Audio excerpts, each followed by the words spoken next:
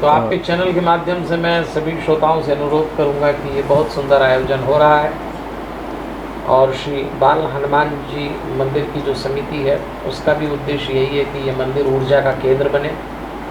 इस मंदिर में जो लोग दर्शन करने आए वो इस मंदिर की ऊर्जा से हनुमान जी के सानिध्य में अपने जीवन में कॉन्फिडेंस, क्लैरिटी, अपने जीवन में शांति के सूत्र लें, अपने परिवार में समझ का उपयोग करें।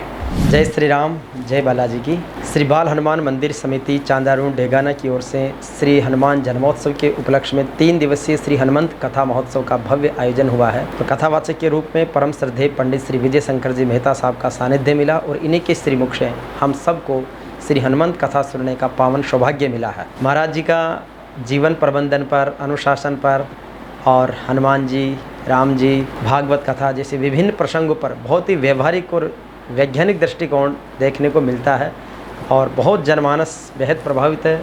आपकी कथा के माध्यम से कई लोगों का जीवन बदला है और एक नई राह पर सुगमता के साथ में आगे बढ़ने लगे हैं। प्रसन्नता और आनंद आपकी कथा का मूल स्वरूप है। महाराज जी प्रणाम।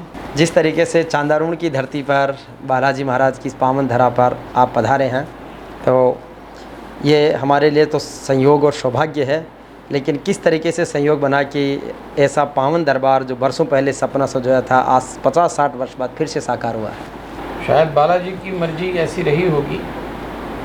इस अवसर पर हनुमान जयंती के पावन दिन लोग हनुमत कथा सुने तो आदरणीय महेश डालिया जी के माध्यम से इस कथा में हम आए और मैं जब यहाँ आया तो मैं ग्रामीण क्षेत्र में कम करता हूँ कथाएं और प्रतिवर्ष हनुमान जयंती के दिन हमारे बड़े कार्यक्रम होते हैं जी। पिछले साल हम पुणे में थे और बड़े बड़े नगरों से बुलाते हैं हमको लोग, लेकिन महेश डालिया जी ने हमसे कहा कि आप महेश हनुमान जयंती के दिन हमारे गांव आइए। तो हमने उनसे कहा कि अभी हम हाँ नहीं करेंगे क्योंकि हमको दूसरी जगह जाना पड़ेगा जी। तो वो अड़ गए और उन्होंने निवेदन किया तो हमने हाँ कर दी और यहाँ हाँ करने के बाद हमको कई बड़े प्रोग्राम छोड़ना पड़े। तो हम हर बार यही सोचते रहे कि चलो शायद हनुमान जी की मर्जी होगी कि यहाँ हम आए और यहाँ आए और यहाँ बालाजी के मंदिर का निर्माण देखा, कथाएं सुनी और लोगों से बातचीत की और जो यहाँ का श्रोता है बहुत परिपक्व है। कभी कभी हमें लगता है कि ग्रामीण क्षेत्र में जो लोग हमको सुनते हैं वो हमारी बात समझ पाएंगे कि नहीं समझ पाएंगे जी। हमको अभ्यास कम है, हमारा श्रोता अलग है और हमारी कथाओं में बहुत भीड़ हो ऐसा हमारा आग्रह भी नहीं रहता। कम लोग सुने पर पूरी समझ के साथ सुने। तो ऐसे योग बना तो हनुमान जी की इच्छा रही होगी कि मैं यहाँ आऊँ और कथा करूँ और ग्रामीण क्षेत्र में कुछ बाधाएं तो होती हैं, हम लोगों को आदत भी नहीं होती, लेकिन यहाँ आके अच्छा लग रहा है तो मैं प्रसन्न हूँ। और मैं जिस बात को कहना चाहता हूँ ख़ास तौर पे शहरी क्षेत्र में हमारा मिलना जुलना है तो हमारा फोकस होता है कि 15-20 साल बाद एक नई पीढ़ी जो टेक ओवर करेगी समाज को, परिवार को जी। वो बच्चे मैच्योर होना चाहिए और उनमें समझ पैदा हो। वो इंटेलिजेंट तो बहुत हैं और अगर ऐसा नहीं हुआ तो भारत के परिवार टूट जाएंगे। तो विदेश में ऐसा हुआ कि बच्चे 18 साल के होते हैं, माता पिता से अलग हो जाते हैं, उनका लीगल राइट है, आप उनको घर में नहीं रख सकते जी। ऐसा हमारे भारत में भी हमने देखा कि 17, 18, 19 साल के बच्चे होते हैं और रिवॉल्ट कर जाते हैं, मतलब विद्रोह कर देते हैं, हमें नहीं रहना है तो कहना नहीं मानते, फिर पेरेंट्स बोलते हैं सुनते नहीं हैं। तो ये वो अच्छे लक्षण तो है नहीं। तो हम अपनी कथाओं में थोड़ी थोड़ी देर में परिवार का संदेश देते हैं जी। तो उस हिसाब से जब मैं यहाँ आया तो मुझे ऐसा लगा कि ग्रामीण क्षेत्र है, पता नहीं लोग मेरी बात समझेंगे कि नहीं समझेंगे। तो हमारे जो संगीतकार हैं उन्होंने हमसे कहा भी कि अपन भजन बदल लें जो शहरों में सुनाते हैं वो यहाँ ना सुनाएं। लेकिन मेरा ऐसा अनुभव रहा है कि मोबाइल ने शहर और गांव का फ़र्क मिटा दिया। बिल्कुल। जो कुछ भी जानकारी शहर वाले को है वो सब आजकल गांव वाले को भी। गांव वाले को और राजस्थान के कई गांव में मैंने कथाएं करी हैं। तो चलो मैं राजस्थान की धरती पे बैठा हूँ तो आपको एक राजस्थान की एक घटना सुनाता हूँ। जी। उसी जगह में मेरी कथा चलती थी सर। तो एकदम ग्रामीण महिलाएं आती थी सुनने। 3 दिन की कथा थी या 5 दिन की थी। तो हमको राजस्थान में कथा सुनने आती तो सब वो इतना इतना घूंघट निकाल के सामने बैठती थी। जी। तो हम बोलते भैया हमको हमारे श्रोता का मुंह ही नहीं दिखे तो फिर कथा सुनाने क्या मतलब। जी। अच्छा, हम तो हर थोड़ी थोड़ी देर में जरा मुस्कुराए, वो घूंघट में मुस्कुराए तो हमको तो पता ही नहीं लगे। तो हम बोलते हैं भाई थोड़ा सा घूंघट तो हटाओ, दिखो तो सही। जी। तो मुझे किसी ने कहा कि ये घूंघट नहीं निकालेंगी। तो हमने बोला हम तो आपके बेटे हैं। तो कोई बेटे से पर्दा करता है? माँ हो व्यासपीठ पे बैठने के बाद हमको तो 60 साल की औरत हो कि 80 साल की हो कि 6 साल की बेटी हो, हमें तो माँ ही देखना। जी। आदमी औरत का भेद रहा तो फिर व्यासपीठ के साथ न्याय नहीं कर सकते। तो हमने कहा आप घूंघट हटाओ। तो किसी ने हमसे कहा पहले ही दिन के साथ, ये यहाँ जो बैठने की व्यवस्था है इसमें आदमी लोग यहाँ बैठे हुए हैं तो हुक्म, तो वो हुक्म के सामने वो, तो हमने सब हुक्मों को पीछे करा दिया। हमने कहा आदमी इस कथा में पीछे बैठेंगे, सब महिलाएं आगे बैठेंगी। तो वो उन्होंने हटाया घूंघट। अब हमारी कथा चली साहब, अच्छी चली। हम अपनी भाषा को थोड़ा नीचे ले आए और दिल की बात करो तो सबको समझ में आती है। तो जब आखिरी दिन हमारी कथा ख़त्म हो रही थी, मुझे आज भी याद है कि एक कोई 80-85 साल की एक बूढ़ी माई आई और वो मारवाड़ी और राजस्थानी में कुछ हमारे पास आई और कुछ हमसे बोली। वो तो किसी ने बताया कि क्या बोल रही है, क्योंकि मुझे बहुत आदि भाषा नहीं आती वो। तो उसने आके, उस माई ने, थोड़ा उनका घूंघट निकला हुआ था और उसने आके हमसे कहा कि बाबा, कहा तो मारवाड़ी में पर जो हिंदी में है कि बाबा मैं इस गांव में आई थी तो 14 साल की थी, आज 84 साल की हूँ।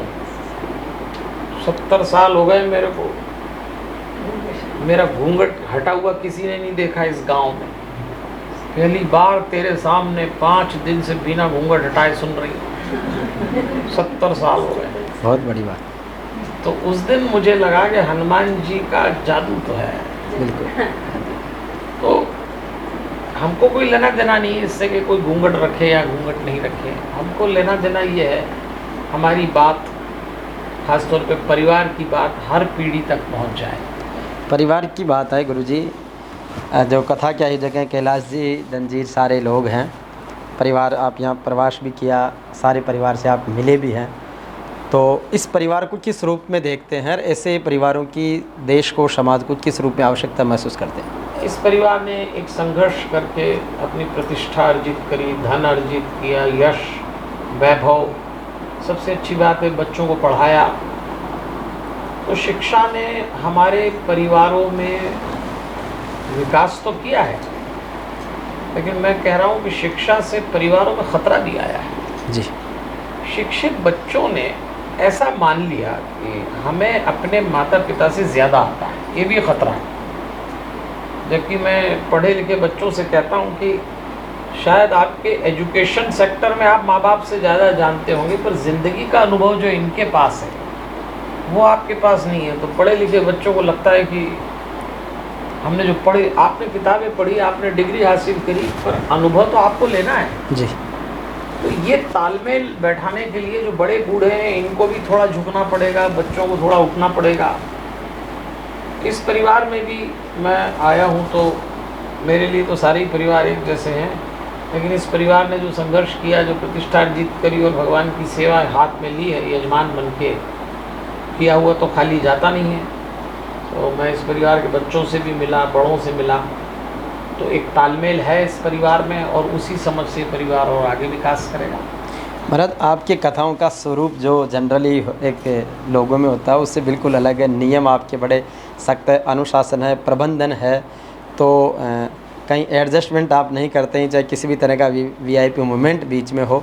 तो इस जिस तरीके से आप अपना रूट तय करते हैं योजनाबद्ध रूप से, वो सक्सेस भी होता है, लेकिन कहीं ना कहीं चुनौतियाँ या क्षेत्र और वातावरण के अनुसार तो समायोजन में कहीं दिक्कत भी महसूस होती होगी। या फिर उस पर दृढ़ रहना ही चाहिए? भैया, हम जिस सीट पे बैठ के व्याख्यान करते हैं उसको व्यासपीठ कहते हैं जी। वो व्यासपीठ है जिस पे हम बैठते हैं। तो व्यास जी मतलब कृष्ण द्वैपायन, जिन्होंने वेदों का संपादन किया, जिन्होंने महाभारत लिखी, जिन्होंने भागवत लिखी, वो व्यास जी इतने विद्वान थे कि वो जिस जगह बैठते तो उसको व्यासपीठ बोलने लग गए जी।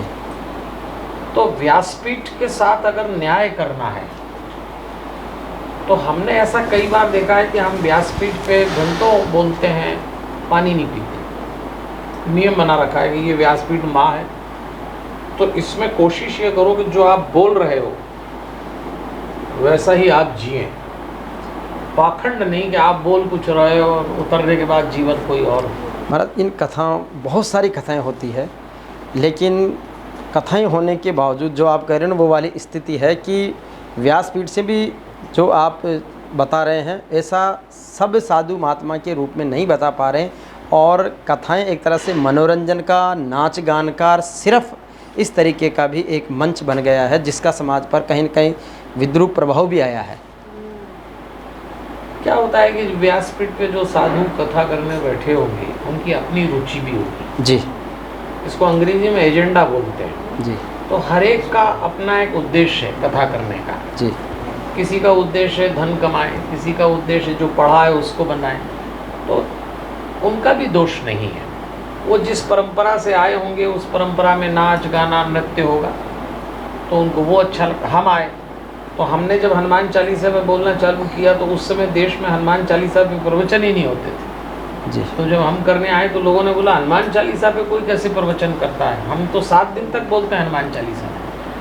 तो हमारी रुचि थी, तो ऐसा नहीं कह सकते। व्यासपीठ के साथ अपने अपने ढंग से सब न्याय करेंगे।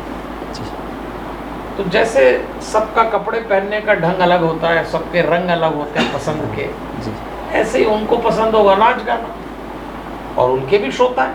हमको लगता है कि भाई नाच गाना अच्छा नहीं है क्या, लेकिन किसी को नाच गाना ही अच्छा लगता है जी। तो आज कई लोगों की कथाओं में हमसे ज़्यादा भीड़ होती जी। बल्कि 10 गुना होती। उस भीड़ को नाच गाने में रुचि है, हमको नहीं है। तो हमारी भीड़ जो हमारे पास वो लोग आते हैं कि सीधे विचार मिले और आगे बढ़े। और व्यासपीठ के साथ न्याय करना चाहिए जी। तो हम अनुशासन के पक्के हैं, तो हमको व्यासपीठ का सहारा मिलता है। आज ही देखो जी।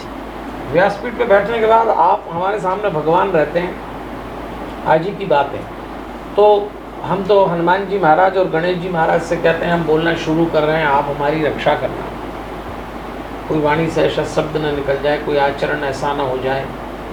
और 2 बजे से कथा है, अगर सामने 1000 आदमी है तो उसमें से 200 आदमी 2 बजे आते हैं, 800 बाद लेट आते हैं। तो उन 200 का क्या दोष जो टाइम पे आए? तो मुझे टाइम पे जाना चाहिए क्योंकि वो 200 तो आए हैं ना मेरे ही कारण। जी।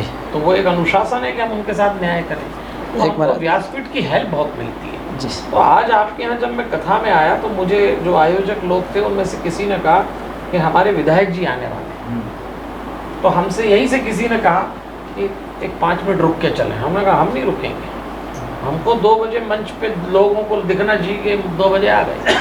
तो उन्होंने कहा नहीं, आप थोड़ी देर रुक जाना, अगर 2 बजे बैठो तो थोड़ी देर रुक जाना, विधायक जी आएंगे और विधायक जी बोलेंगे। हमने कहा हम रुकेंगे भी नहीं, हम बैठ जाएंगे, हमारा भजन चलेगा और भजन खत्म हुआ और हमारा प्रवचन शुरू हुआ तो हो जाएगा। तो उन्होंने कहा कि विधायक जी आएंगे। हमने कहा हम नहीं रुकेंगे। फिर हमको लगा कि हम हनुमान जी से ही बोलें कि ये भी परेशान है, आयोजक को विधायक जी का सम्मान भी करना है, भाई बहुत सारी व्यवहारिक बातें होती हैं जी। और हम रुकना नहीं चाहते। तो हमने हनुमान जी से कहा कि, और इनको फ़ोन पे फ़ोन आ रहे हैं, विधायक जी आ रहे हैं, किसी का फ़ोन आया 5 मिनट और रोको, लेट हो रहे हैं। तो हमने हनुमान जी से कहा कि ना हमारी रहे न इनकी रहे, आप ध्यान रखना। और देखो व्यासपीठ पे हनुमान जी से बोलो, तो हमने हनुमान जी से बोला कि आप ही देखना, मैं तो नहीं रुकूंगा और ये परेशान हो जाएंगे। और उनने बोला वो रुकने की जरूरत ही नहीं, विधायक आ गए। देखो मतलब कुछ करना नहीं पड़ा जी। तो अगर आप व्यासपीठ के प्रति ईमानदार हैं जी। वो तो माँ है भैया। तो हम उस पर बैठते हैं। तो हम तो हमेशा लोगों से कहते हैं कि जब तक हम व्यासपीठ पे बैठे हैं तब तक ही हम आपसे कुछ अलग हैं, उतरने के बाद मुझ में और आप में कोई फ़र्क नहीं है जी। सब एक जैसे, बस सारा वहीं का है बस खेल। बिल्कुल महाराज जी। और हमको व्यासपीठ इतना देती है कि हम जब बोलते हैं तो ऐसा लगता है कि कोई है जो आपके भीतर बैठा है और आपसे बुलवा रहा है। मनुष्य के वश में तो नहीं होता, तो इसलिए अनुशासन बन जाता और कुछ नहीं। हाँ, आप जीवन प्रबंधन पर आपके अखबारों में लेख भी आते रहते हैं। हमारे एक एडिशनल कलेक्टर हैं एडीएम डॉक्टर सूरज सिंह नेगी, उनकी पाती लेखन की मुहिम देश भर में चली है। उसको लेके आपने एक स्पेशल लेख भी लिखा था और उनको आपने अप्रिशिएट भी किया था। अच्छा, आपकी निवाई में भी शायद कथा हुई थी एक बार। हाँ, निवाई में हुई थी। हाँ, निवाई में भागवत हुई थी निवाई में हमारी। जी जी जी। तो वो डॉक्टर सूरज सिंह नेगी है, उन्होंने पूरे देश भर में पाती माँ के नाम, पिता की पाती उसके अच्छा। नाम, इस हाँ, मुहिम पर आपका एक स्पेशल लेख आया था। ओके। हाँ, बहुत अच्छा आपने उनको अप्रिशिएट किया था अच्छे तरीके से कि उन्होंने परिवार जोड़ने का और उसके संदर्भ ठीक है। कथा में आपने उदाहरण भी दिया था। तो आपके चैनल के माध्यम से मैं सभी श्रोताओं से अनुरोध करूंगा कि ये बहुत सुंदर आयोजन हो रहा है और श्री बाल हनुमान जी मंदिर की जो समिति है उसका भी उद्देश्य यही है कि ये मंदिर ऊर्जा का केंद्र बने। इस मंदिर में जो लोग दर्शन करने आए वो इस मंदिर की ऊर्जा से हनुमान जी के सानिध्य में अपने जीवन में कॉन्फिडेंस, क्लैरिटी, अपने जीवन में शांति के सूत्र लें, अपने परिवार में समझ का उपयोग करें और किसी भी हालत में भारत के परिवार टूटना नहीं चाहिए। 15 साल बाद जब भारत के पास सब कुछ हो, भारत के परिवार बचे रहना चाहिए। आज विदेशों में कई देश ऐसे हैं उनके पास सब कुछ है पर परिवार का ढांचा टूट गया। तो हम तो ये प्रयास कर रहे हैं कि हमारी कथाओं से तीनों पीढ़ी को ये समझ आए कि परिवार से बढ़ के कुछ नहीं होता। तो ये आयोजन बहुत सुंदर हुआ। मैं आप सबको धन्यवाद देता हूँ, बधाई देता हूँ। हमारे हनुमान, हमारे हनुमान, हमारे हनुमान।